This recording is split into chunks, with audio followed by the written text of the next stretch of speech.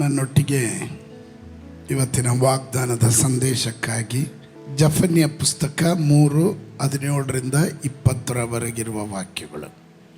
ನಿನ್ನ ದೇವರಾದ ಯೆಹೋವನು ನಿನ್ನ ಮಧ್ಯದಲ್ಲಿ ಸೂರ್ಯನಾಗಿದ್ದಾನೆ.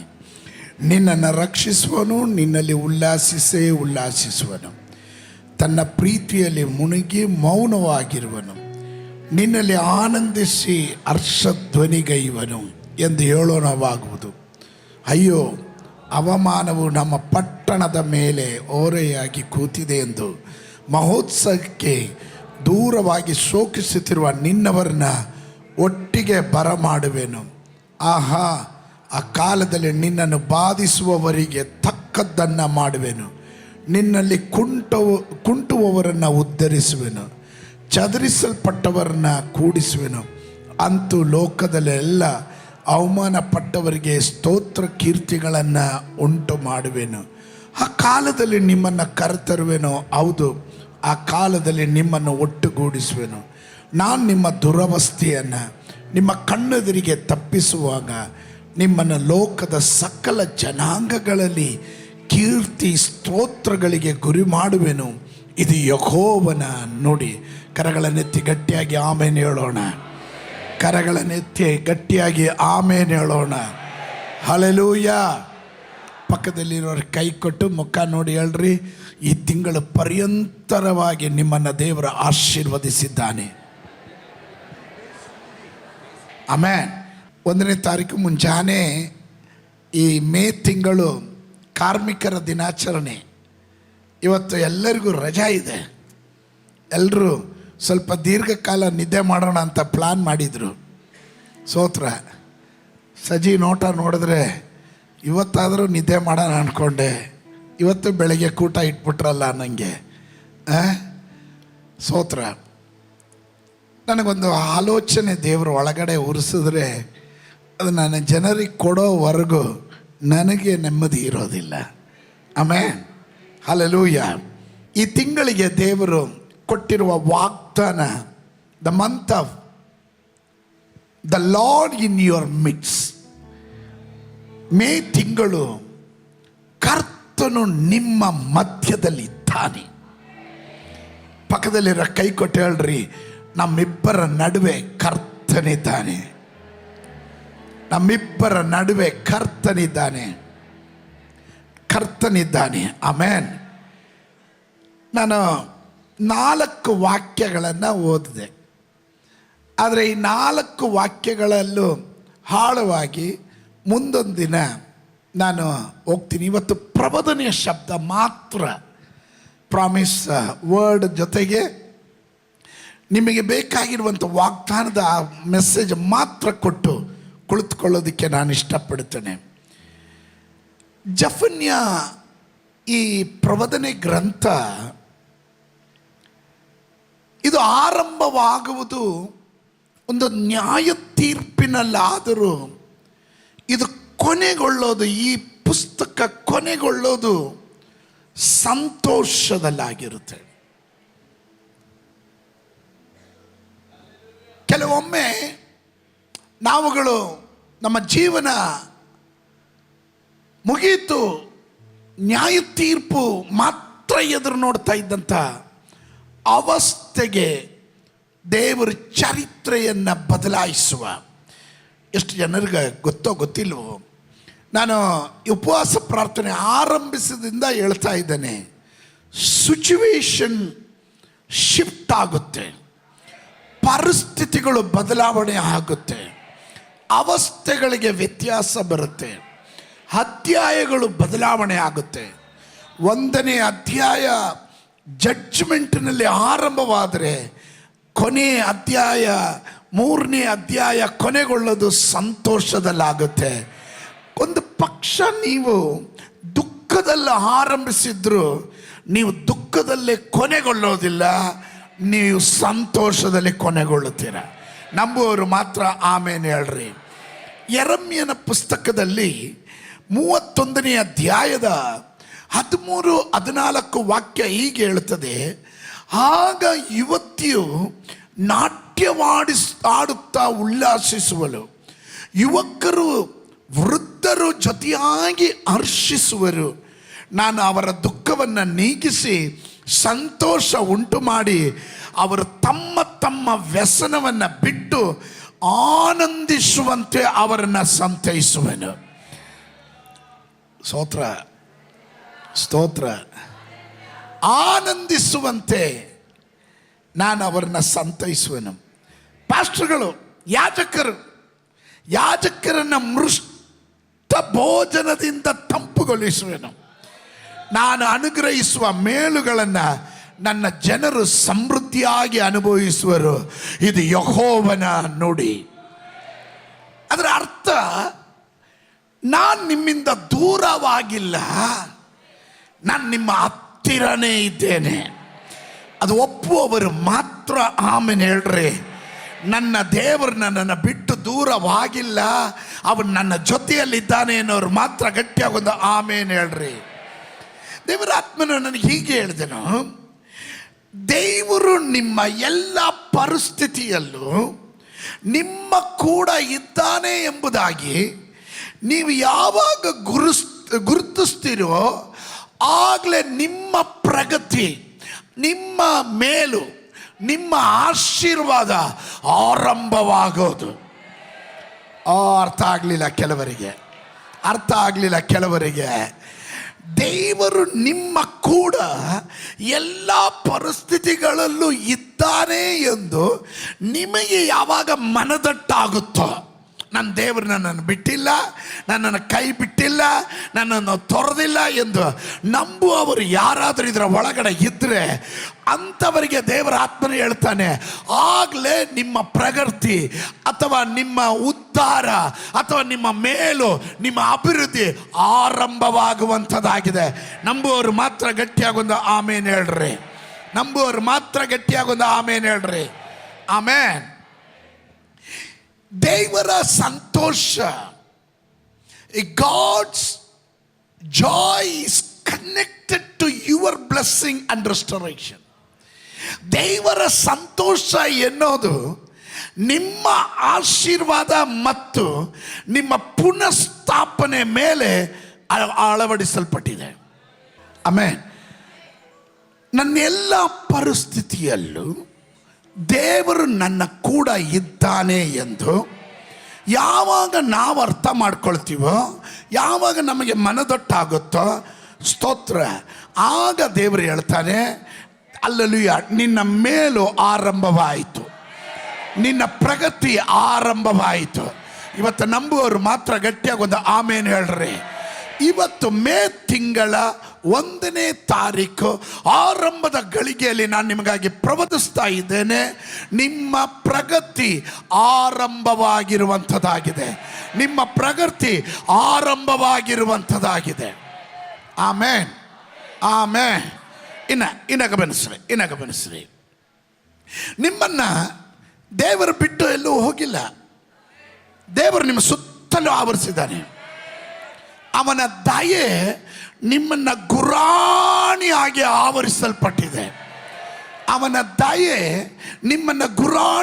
ಆವರಿಸಲ್ಪಟ್ಟಿದೆ. ಅಂದರೆ ಅದರ ಅರ್ಥ ಏನು ಗೊತ್ತಾ? ದೇವರು ನಿಮ್ಮನ್ನು ಬಿಟ್ಟು ದೂರ ಹೋಗಿಲ್ಲ, ದೇವರು ನಿಮ್ಮ ಸಂಗಡನೇ ಇದ್ದಾನೆ ಅಂತ. ಅದು ಅರ್ಥ ಮಾಡಿಕೊಂಡವರು ಮಾತ್ರ ಆಮೇಲೆ ಹೇಳ್ರಿ ಹಲ್ಲೆಲೂಯ. ಮೇ ತಿಂಗಳಲ್ಲಿ ಪರಿಶುದ್ಧಾತ್ಮನು ನನಗೆ ಹೇಳಿದನು, ನನ್ನ ಜನರಿಗೆ ಎಚ್ಚರಿಸು, ನನ್ನ ಜನರಿಗೆ ಹೇಳು, ನಾನು ಅವರ ಮಧ್ಯದಲ್ಲಿ ಅದ್ವಿತೀಯನಾಗಿ ಶೂರನಾಗಿದ್ದೇನೆ. ನನ್ನ ಜನರು ನಾನು ಕೈ ಬಿಟ್ಟಿಲ್ಲ, ತೊರೆದಿಲ್ಲ.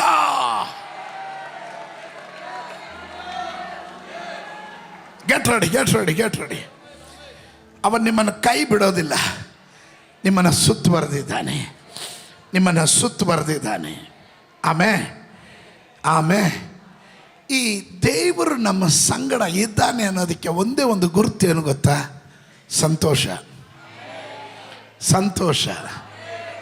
ಈ ಸಂತೋಷ ಅನ್ನೋ ಪದ, ಈ ಜಾಯ್ ಅನ್ನೋ ಪದ, ಅದರ ಮೂಲ ಪದ ಇಬ್ರಿಯ ಭಾಷೆಯಲ್ಲಿ ಅಬಿಗೈಲ್ ಅಂತಾರೆ. ಅಬಿಗೈಲ್, ಫಾದರ್ಸ್ ಜಾಯ್, ತಂದೆಯ ಸಂತೋಷ. ಕಳೆದ ದಿನ ನಾನು ಬೀದರಲ್ಲಿ ಒಂದು ಮಗುವನ್ನು ಪ್ರತಿಷ್ಠೆ ಮಾಡೋಕ್ಕೆ ಹೋಗಿದ್ದೆ. ಆ ಮಗುನಿಗೆ ದೇವರು ಕೊಟ್ಟಂಥ ಹೆಸರು ಅಬಿಗೈಲ್. ಅಬಿಗೈಲ್ನ ಕುರಿತು ನಾನು ಚಿಂತೆ ಮಾಡಿದಾಗ ಸ್ತೋತ್ರ, ತಂದೆಯ ಸಂತೋಷ, ಫಾದರ್ಸ್ ಜಾಯ್. ಅಬಿ ಫಾದರ್, ಗೇಲ್ ಸಂತೋಷ. ಅಬಿ ಅಂದರೆ ತಂದೆ, ಗೇಲ್ ಅಂದರೆ ಸಂತೋಷ. ಇಲ್ಲಿ ಅದೇ ಪದವನ್ನೇ ದೇವರು ಉಪಯೋಗಿಸಿರೋದು.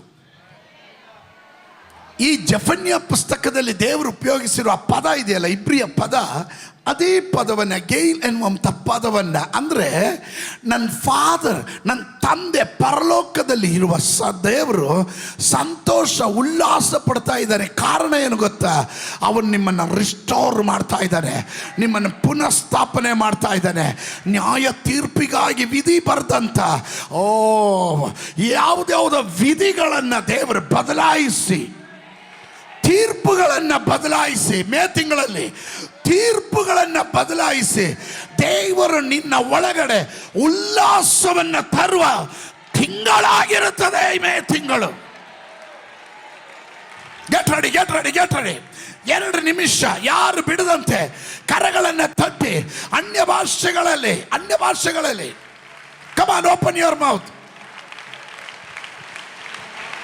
2 ನಿಮಿಷ ಬಿಡದೆ. Your joy will be restored. ನಿನ್ನ ಸಂತೋಷ ದೇವರು ಪುನಃ ಸ್ಥಾಪನೆ ಮಾಡಕ್ಕೆ ಹೋಗ್ತಾ ಇದ್ದಾರೆ. I break every hindrance. ಎಲ್ಲ ಅಡೆತಡೆಗಳನ್ನು ಯೇಸುವಿನ ನಾಮದಲ್ಲಿ ಶಪಿಸ್ತೇನೆ. ಎಲ್ಲ ಅಡೆತಡೆಗಳನ್ನು ಯೇಸುವಿನ ನಾಮದಲ್ಲಿ ಶಪಿಸ್ತೇನೆ. ಶತ್ರು ವಿಧಿ ಬರೆದಿದ್ದು, ಶತ್ರು ನಿನಗೆ ವಿರುದ್ಧವಾಗಿ, ನಿನ್ನ ಕುಟುಂಬಕ್ಕೆ ವಿರುದ್ಧವಾಗಿ, ಸಭೆಗೆ ವಿರುದ್ಧವಾಗಿ, ಸೇವೆಗೆ ವಿರುದ್ಧವಾಗಿ, ನಿನ್ನ ಆಶೀರ್ವಾದಕ್ಕೆ ವಿರುದ್ಧವಾಗಿ ಬರೆದಿಟ್ಟಿರುವಂತ ಎಲ್ಲ ವಿಧಿಗಳನ್ನು ಯೇಸುವಿನ ನಾಮದಲ್ಲಿ ಮೇ ತಿಂಗಳಲ್ಲಿ ದೇವರದನ್ನು ಮುರಿತಾ ಇದ್ದಾನೆ. ತೀರ್ಪುಗಳನ್ನು, ಕೋರ್ಟಿನ ಕೇಸಿನ ತೀರ್ಪುಗಳು, ನಿನಗೆ ಪ್ರತಿಕೂಲವಾಗಿ ಬರೆದ ತೀರ್ಪುಗಳು ದೇವರ ಅನುಕೂಲ ಮಾಡ್ತಾ ಇದ್ದಾನೆ. ದೇವರ ಅನುಕೂಲ ಮಾಡ್ತಾ ಇದ್ದಾನೆ. ದೇವರು ನಿನ್ನ ಮಧ್ಯದಲ್ಲಿದ್ದಾನೆ. ದೇವರು ನಿನ್ನ ಮಧ್ಯದಲ್ಲಿದ್ದಾನೆ. ಶೂರನಾಗಿದ್ದಾನೆ.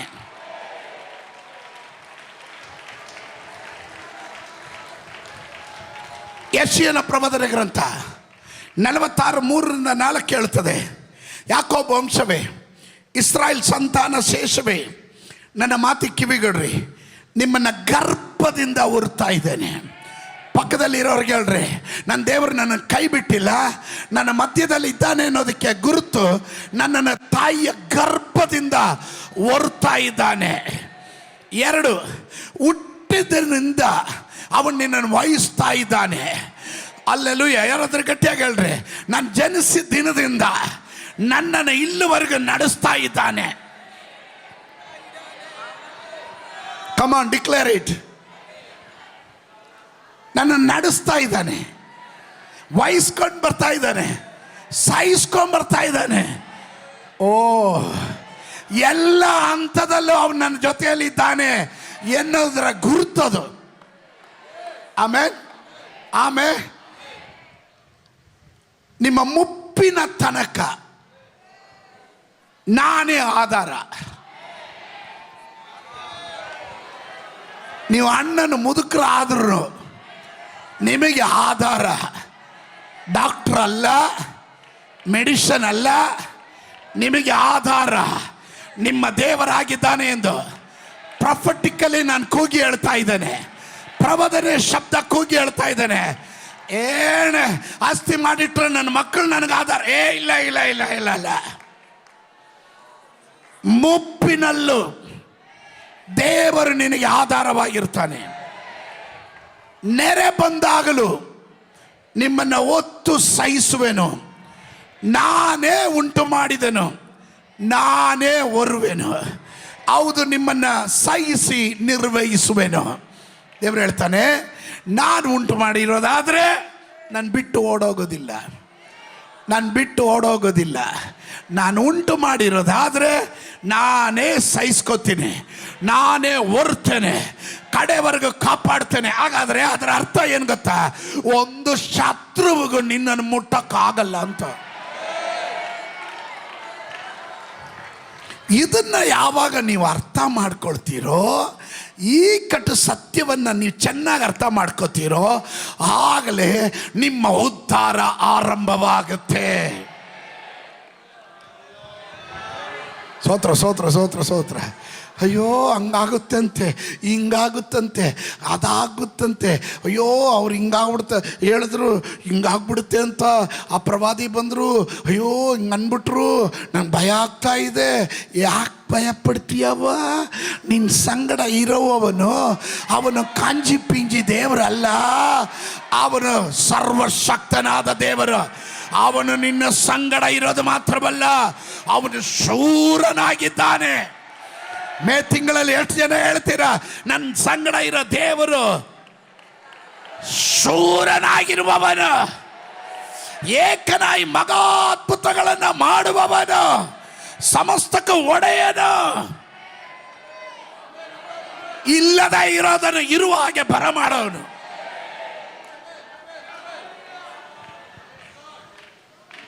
ನಾನೊಂದು ಉದಾಹರಣೆ ಹೇಳ್ತಾ ಇದ್ದೀನಿ ಅಷ್ಟೆ. ಕೀರ್ತನೆ 46:5. ದೇವರು ಇದರಲ್ಲಿದ್ದಾನೆ, ಇದಕ್ಕೆ ಚಲನವೇ ಇಲ್ಲ. ಉದಯ ಕಾಲದಲ್ಲೇ ದೇವರು ಇದರ ಸಹಾಯಕ್ಕೆ ಬರುವನು. ದೇವರು ಹೇಳಿದ್ರು, ಮೇ ತಿಂಗಳ ಮಾರ್ನಿಂಗ್ ಆರಂಭದ ಗಳಿಗೆಯಲ್ಲೇ ನನ್ನ ಜನರಿಗೆ ಹೇಳು, ನಾನು ನಿಮ್ಮ ಸಹಾಯಕ್ಕೆ ನಾನು ಬರ್ತೀನಿ. ನಿಮ್ಮ ಕುಟುಂಬದಲ್ಲಿ ನಾನು ಇದ್ದೀನಿ, ನಿಮ್ಮ ಜೊತೆಯಲ್ಲಿ ನಾನು ಇದ್ದೀನಿ, ನಿಮ್ಮ ಮಕ್ಕಳ ಜೊತೆ ನಾನು ಇದ್ದೇನೆ.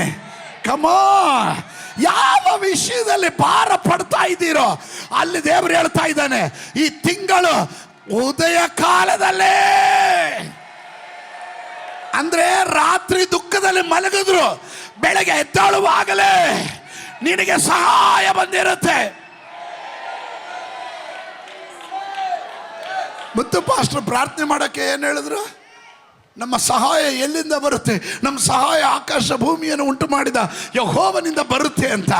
ಆ ಸಹಾಯ ಹಲ್ಲೆಲೂಯಾ ನಿನ್ನ ಮನೆಯನ್ನು ತಲುಪುವ ತಿಂಗಳಾಗಿದೆ ಮೇ ತಿಂಗಳು. ಆಮೇಲೆ ದೇವರು ಇದ್ದಾನೆ ಅನ್ನೋದಕ್ಕೆ, ನಮ್ಮ ಮಧ್ಯದಲ್ಲಿ ಇದ್ದಾನೆ ಅನ್ನೋದಕ್ಕೆ ಪ್ರೂವ್ ಮಾಡ್ತಾ ಇದ್ದೀನಿ. ತಾಯಿಯ ಗರ್ಭದಿಂದ ನಿನ್ನನ್ನು ದೇವರು ಹೊರ್ತಾ ಇದ್ದಾನೆ, ಮುಪ್ಪಿನಲ್ಲೂ ಹೊರ್ತಾನೆ, ಅಣ್ಣನ ಮುದುಕನಾದ್ರೂ ಹೊರ್ತಾನೆ, ಸಹಿಸ್ಕೊತಾನೆ. ಕೆಲವೊಮ್ಮೆ ನಾವು ಮಾಡೋದಕ್ಕೆ ಈ ಕುಚ್ಚೇಷ್ಟೆಗೆ ದೇವರು ಸಹಿಸ್ಕೊಳಲ್ಲ. ಸ್ತೋತ್ರ. ಆದರೂ ನಮ್ಮನ್ನು ಸಹಿಸ್ಕೊಂಡಿದ್ದಾನೆ. ಸ್ತೋತ್ರ. ಹೇಳ್ದೇ ಇದ್ದಾಗ ಅಯ್ಯಪ್ಪ ಸ್ತೋತ್ರ. ಕೆಲ ಹೆಂಡತಿಯರು ಹೇಳ್ತಾರೆ, ಅಯ್ಯೋ ಈ ಮನುಷ್ಯನ ಸಹಿಸ್ಕೊಳ ಭಾರಿ ಕಷ್ಟ ಅಂತ. ಕೆಲ ಗಂಡದಿರು ಹೇಳ್ತಾರೆ, ನನ್ನ ಹೆಂಡತಿನ ಸಹಿಸ್ಕೊಂಡು ಭಾರಿ ಕಷ್ಟ ಅಂತ. ಕೆಲ ತಂದೆ ತಾಯಿಗಳು ಹೇಳ್ತಾರೆ, ನನ್ನ ಮಕ್ಕಳನ್ನ ಸಹಿಸೋದು ಭಾರಿ ಕಷ್ಟ ಅಂತ. ಅಲ್ಲಲ್ಲಿ ಆದರೆ ನನ್ನ ದೇವ್ರು ಹೇಳ್ತಾನೆ, ನಾನು ನಿನ್ನನ್ನು ಸಹಿಸ್ಕೊಳ್ಳೋ ವಿಷಯದಲ್ಲಿ ದುಃಖ ಪಡೋದಿಲ್ಲ. ನಾನು ನಿನಗೆ ವಾಗ್ದಾನ ಮಾಡಿರೋ ಪ್ರಕಾರ ತಾಯಿಯ ಗರ್ಭದಿಂದಲೇ ಹೊರ್ತಾ ಇದ್ದೇನೆ, ಮುಪ್ಪಿನಲ್ಲೂ ಹೊರ್ತೀನಿ, ಮುಂದಕ್ಕೂ ಹೊರ್ತೀನಿ, ವೃದ್ಧ ಪ್ರಾಯದಲ್ಲೂ ಹೊರ್ತೇನೆ. ಎಲ್ಲರೂ ಕೈ ಬಿಟ್ಟರು, ನಾನು ನಿನ್ನನ್ನು ಬಿಟ್ಟು ಹೋಗೋದಿಲ್ಲ, ನಾನು ನಿನ್ನ ಮಧ್ಯದಲ್ಲೇ ಇರುತ್ತೇನೆ. ಅದರಿಂದಲೇ ಯೇಸು ಸ್ವಾಮಿ ಹೇಳಿದನು, 2-3 ನನ್ನ ನಾಮದಲ್ಲಿ ಎಲ್ಲಿ ಕೂಡಿ ಬರುತ್ತಾರೋ ಅವರ ನಡುವೆ ನಾನು ಇರ್ತೇನೆ. ಆಮೇಲೆ ಪಕ್ಕದಲ್ಲಿರೋ ಕೈ ಕೊಟ್ಟಲ್ರೆ, ನಮ್ಮ ಮಧ್ಯದಲ್ಲಿ ದೇವರಿದ್ದಾನೆ ಅಂತ ಹೇಳ್ರಿ. The lord in your midst, the lord in our midst. ಆಮೇಲೆ ನಮ್ಮ ಮಧ್ಯದಲ್ಲಿದ್ದಾನೆ. ಆಮೇಲೆ ಈ ದೇವರು ಹೇಳ್ತಾ ಇದ್ದಾನೆ, ನಾನೇ ನಿನ್ನೊಂದಿಗಿದ್ದೇನೆ, ದಿಗ್ಭ್ರಮೆಗೊಳ್ಳದಿರು, ನಾನೇ ನಿನ್ನ ದೇವರು, ನಾನು ನಿನ್ನನ್ನು ಬಲಪಡಿಸ್ತೇನೆ, ಹೌದು ನಿನಗೆ ಸಹಾಯ ಕೊಡ್ತೇನೆ, ನನ್ನ ಧರ್ಮದ ಬಲಗೈ ನಿನಗೆ ಆಧಾರ ಮಾಡ್ತೇನೆ. ಹಲ್ಲೆಲೂಯಾ. ಎಷ್ಟು ಜನರಿಗೆ ಅರ್ಥ ಆಯಿತು? ಯಾವ ವಿಷಯದಲ್ಲೂ ಇನ್ನು ನೀವು ದಿಗ್ಭ್ರಮೆಗೊಳ್ಳ ಅವಶ್ಯಕತೆ ಇಲ್ಲ, ಅವಶ್ಯಕತೆ ಇಲ್ಲ, ದಿಗ್ಭ್ರಮೆಗೊಳ್ಳ ಅವಶ್ಯಕತೆ ಇಲ್ಲ. ಕಾರಣ ಯೆಹೋವನು ನಿಮ್ಮ ಸಂಗಡ ಇದ್ದಾನೆ, ನಿಮ್ಮ ಜೊತೆಯಲ್ಲಿದ್ದಾನೆ, ನಿಮ್ಮ ಮಧ್ಯದಲ್ಲಿದ್ದಾನೆ ಎಂದು ನಂಬುವವರು ಮಾತ್ರ ಯೇಸುವಿನ ನಾಮದಲ್ಲಿ ಆಮೇನ್ ಅಂತ ಕೂಗಿ ಹೇಳ್ರಿ. ಹಲ್ಲೆಲೂಯಾ. ದೇವರು ನಿಮ್ಮ ಮಧ್ಯದಲ್ಲಿದ್ದರೆ, ಎರಡು, ಅವನು ನಿಮ್ಮನ್ನು ರಕ್ಷಿಸಿ ಕಾಯ್ತಾನೆ. The God who saves with might. ದೇವರು ನಿನ್ನನ್ನು ತನ್ನ ಪರಾಕ್ರಮದಿಂದ ನಿನ್ನನ್ನು ರಕ್ಷಿಸಿ ಕಾಯ್ತಾನೆ. ಆಮೇಲೆ ಪರಿಶುದ್ಧಾತ್ಮನು ನನಗೆ ಹೇಳಿರೋ ಅದೇ ಪದಗಳನ್ನು ನಾನು ಹಂಗೆ ಬರೆದಿಟ್ಟಿದ್ದೇನೆ. ಎ ವಾರಿಯರ್, ಇದರ ಮೀನಿಂಗ್ ಏನು ಗೊತ್ತಾ? ಇಬ್ರಿಯ ಭಾಷೆಯಲ್ಲಿ a warrior who fights for you ಅಂದರೆ ಒಬ್ಬ ಶೂರನು ನಿನಗಾಗಿ ಯುದ್ಧ ಮಾಡ್ತಾನೆ ಅಂತ. ಬಲಿಷ್ಠನು, ಶೂರನು, ಪರಾಕ್ರಮಿ, ಯುದ್ಧ ವೀರನು, ಸೈನ್ಯಗಳ ಒಡೆಯನು, ಸೇನಾಧೀಶನಾದ ಕರ್ತನು. ಹಲ್ಲೆಲೂಯಾ. ಪರಾಕ್ರಮಶಾಲಿಯಾದ ದೇವರು ಅವನು ಶೂರನಾಗಿ ನಿನ್ನ ಜೊತೆಯಲ್ಲಿ ಇರ್ತಾನೆ.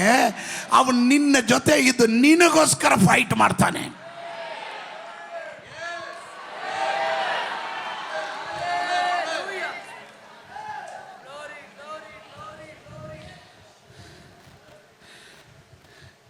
ನೀನು ಮಾಡಕ್ಕಾಗದೇ ಇರುವ ಯುದ್ಧಗಳನ್ನು ದೇವರು ನಿನಗೋಸ್ಕರ ಯುದ್ಧ ಮಾಡ್ತಾನೆ. ಹಲೋ, ನೀವು ನನ್ನ ಜೊತೆ ಇದ್ದೀರಾ? God is about to fight battles you cannot fight. ನೀನು ಮಾಡಕ್ಕಾಗದೇ ಇರುವ ಯುದ್ಧಗಳನ್ನು ದೇವರು ನಿನಗೋಸ್ಕರ ಮಾಡ್ತಾನೆ. ಕೆಲವರಿಗೆ ಇನ್ನೂ ನಂಬಿಕೆ ಬರಲಿಲ್ಲ. ಎಲ್ಲ ವಿರೋಧಿಗಳು ಎತ್ತು ಬಂದರು. ಯೆಹೋಷಾಫಾಟನು ಹೇಳಿದನು, ನಾನು ಸೈನ್ಯದಲ್ಲಲ್ಲ, ಸೈನ್ಯ ಬಲದಲ್ಲಲ್ಲ, ಯೆಹೋವನೇ, ಇವರ ಮುಂದೆ ನಿಲ್ಲೋದಕ್ಕೆ ನನಗೆ ಬಲ ಇಲ್ಲ, ಸಾಮರ್ಥ್ಯ ಇಲ್ಲ, ಆದರೆ ನನ್ನ ಕಣ್ಣುಗಳು ನಿನ್ನನ್ನೇ ನೋಡ್ತಾ ಇದೆ. ಏನಕ್ಕೆ ಕಣ್ಣು ನೋಡ್ತಾ ಇರೋದು?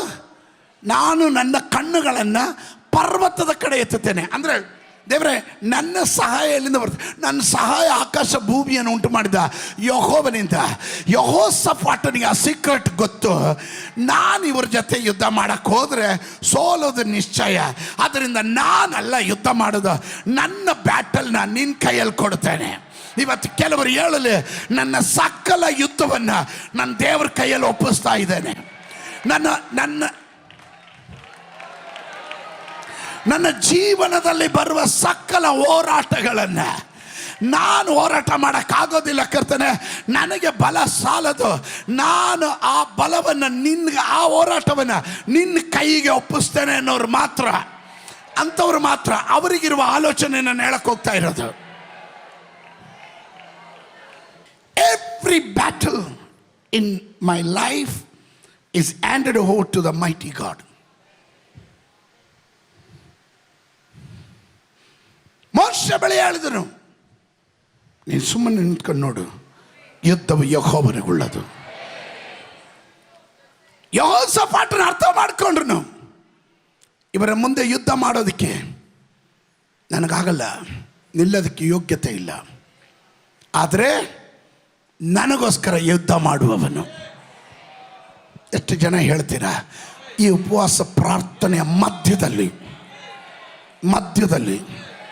ಉಪವಾಸ ಪ್ರಾರ್ಥನೆ ಮಧ್ಯದಲ್ಲಿ ನಾನು ಕೂಗಿ ಹೇಳ್ತೇನೆ, ನೀನು ಯುದ್ಧ ಮಾಡೋ ಅವಶ್ಯಕತೆ ಇಲ್ಲ, ನೀನು ಯುದ್ಧ ಮಾಡೋ ಅವಶ್ಯಕತೆ ಇಲ್ಲ. ನಿನ್ನ ಮಧ್ಯದಲ್ಲಿ ಒಬ್ಬ ಶೂರನಾದ ದೇವರಿದ್ದಾನೆ.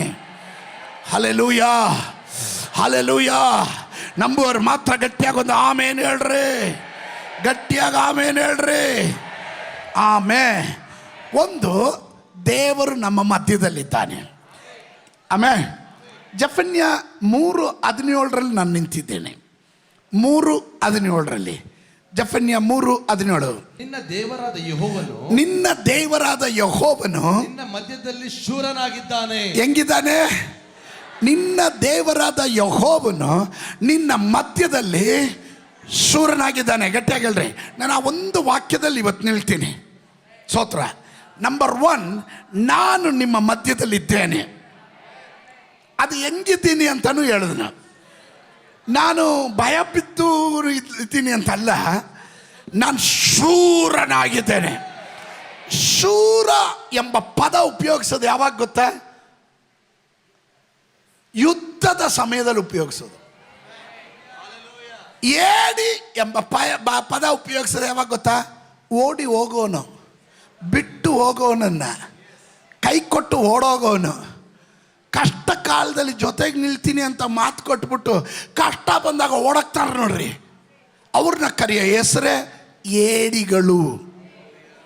ಆದರೆ ಶೂರರಂಗಲ್ಲ, ಪ್ರಾಣ ಕೊಟ್ಟಾದರೂ ನಿಲ್ತಾರೆ. ಇವತ್ತು ನನ್ನ ದೇವರು ಹೇಳ್ತಾನೆ, ನಿನ್ನನ್ನು ತಾಕುವವನು ನನ್ನ ಕಣ್ಣಿನ ಗುಡ್ಡೆಯನ್ನು ತಾಕೋದಕ್ಕೆ ಸಮ. ನಾನು ನಿನ್ನನ್ನು ಅಂಗೈಯಲ್ಲಿ ಚಿತ್ರಿಸ್ಕೊಂಡಿರೋದ್ರಿಂದ ನಾನು ನಿನ್ನ ನಡುವೆ, ನಿಮ್ಮ ಮಧ್ಯದಲ್ಲಿ ಶೂರನಾಗಿದ್ದೇನೆ. ನಂಬರ್ 1, ಒಂದನೇದಾಗಿ ದೇವರು ನಮ್ಮ ಮಧ್ಯದಲ್ಲಿದ್ದಾನೆ ಅನ್ನೋ ನಂಬೋರು ಮಾತ್ರ ಆಮೇಲೆ ಹೇಳ್ರಿ. ಆಮೇಲೆ ದೇವರು ನಮ್ಮ ಮಧ್ಯದಲ್ಲಿದ್ದರೆ ಅವನು ನಮ್ಮನ್ನು ವಹಿಸ್ಕೊತಾನೆ, ಅವನು ನಮ್ಮನ್ನು ಹೊರ್ತಾನೆ. ಯಾವಾಗ? ತಾಯಿಯ ಗರ್ಭದಿಂದ ಎಲ್ಲಿವರೆಗೂ? ಮುಪ್ಪಿನಲ್ಲಿ. ಅಣ್ಣನ ಮುದುಕನಾದ್ರೂ ನಿನ್ನ ಕೈ ಬಿಡಲ್ಲ, ಗ್ಯಾರಂಟಿ. ನಂಬರ್ 1 ಸ್ತೋತ್ರ. ಆಮೇಲೆ ನಂಬರ್ 2, ಅವನು ಸುಮ್ಮನೆ ಇರಲ್ಲ, ಅವನು ಶೂರನಾಗಿದ್ದಾನಂದ್ರೆ ಇನ್ನು ಯಾರಾದರೂ ನಿನ್ನ ತಂಟೆಗೆ ಬಂದರೆ ನಾನು ಸುಮ್ಮನೆ ಇರಲ್ಲ, ಇನ್ನು ಕೋಪದಲ್ಲಿದ್ದಾನೆ, ಆವೇಶದಲ್ಲಿದ್ದಾನೆ. ನಿನಗೆ ವಿರುದ್ಧವಾಗಿ ತಂತ್ರ ಎಣೆಯುವ, ಕುತಂತ್ರ ಮಾಡುವ ಶಕ್ತಿಗಳಿಗೆ ವಿರುದ್ಧವಾಗಿ ಯುದ್ಧ ಮಾಡುವ ಶೂರನಾಗಿ ಅವನು ನಮ್ಮ ಮಧ್ಯದಲ್ಲಿದ್ದಾನೆ. ಅವ್ರ ಮುಂದೆ ನಿಂತರೆ ನೀನು ಗೆಲ್ಲಕ್ಕಾಗಲ್ಲ. ಆಮೇ ಇನ್ನು ಮೂರನೇದಾಗಿ, the God who rejoices over you. ಮೂರನೇದಾಗಿ ಆ ವಾಕ್ಯ ಓದ್ರಿ, 3:17. ನಿನ್ನಲ್ಲಿ ಉಲ್ಲಾಸಿಸೇ ಉಲ್ಲಾಸಿಸುವೆನು. ನಿನ್ನಲ್ಲಿ ಉಲ್ಲಾಸಿಸೇ ಉಲ್ಲಾಸಿಸುವೆನು ಅಂದರೆ ದೇವರು ನಿನ್ನ ವಿಷಯದಲ್ಲಿ ಸಂತೋಷ ಪಡ್ತಾನೆ. ನಂಬರ್ 1, ನಾನು ಗುರುತುಗಳನ್ನು ಹೇಳಕ್ಕೆ ಹೋಗ್ತೀನಿ. 1, ದೇವರಿದ್ದಾನೆ, ಅವನು ಶೂರನಾಗಿದ್ದಾನೆ. ಆ ದೇವರು ಶೂರನಾಗಿದ್ರು